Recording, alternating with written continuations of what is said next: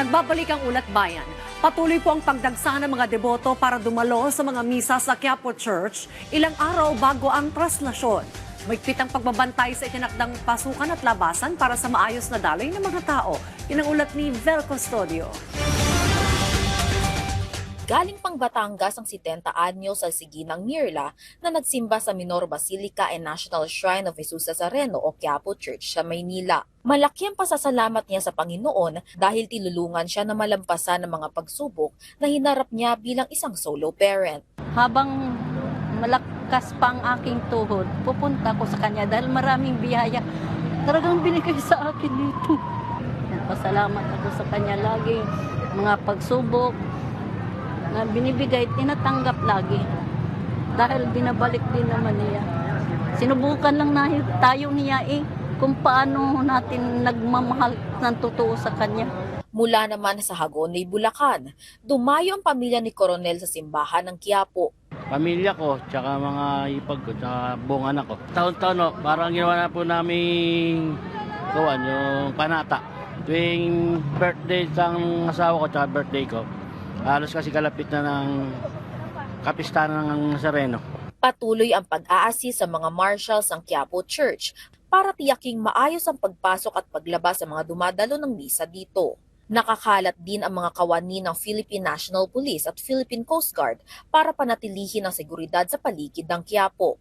Lalo na't inaasahang patuloy na dadagsa ang mga dumadalo sa aktibidad ng simbahan habang papalapit ang traslasyon sa Biyernes. Naghahanda na rin ang mga barangay sa Quiapo para sa darating na traslasyon. A lot of yung mga barangay officials natin dito sa Quiapo are already preparing. Kahapon lang po nagko-conduct na ng mga flushing para sa mga kalye, nagre-repaint na rin po yung mga ibang barangay. Madami na po, handang-handa naman na po yung not just yung city government, kundi yung national government, pati rin po hanggang sa barangayan po talaga ay ready na po yung mga officials po natin. Nakikipagtulungan naman ang isang environmental advocacy group sa Manila LGU at pamunuan ng Quiapo Church para panatilihin ang kalinisan sa kapaligiran habang isinasagawa ang mga aktibidad para sa pista ng Jesus Nazareno. Meron po kaming gagawin sa January 9 na during the pahalik sa Luneta ay meron po kaming part po namang maging bahagi kami ng clean up. At pagkatapos po ay magkaroon po ng monitoring ng basura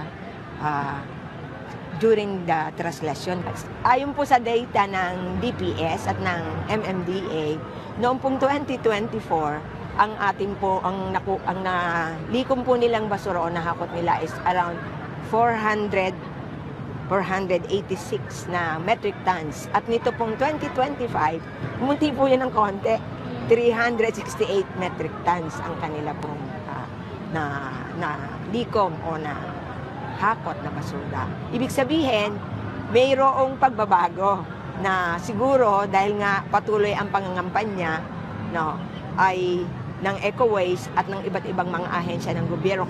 Sana ay iwasan natin at magbawas ng lilikaing basura during the traslasyon. Paalala lamang lalo na sa mga senior citizen at may kasamang bata na nais makiisa sa mga aktibidad ng pista ng Jesus Nazareno na huwag kalimutang magdala ng pagkain, tubig at identification card. Vel Custodio para sa Pambansang TV sa Bagong Pilipinas.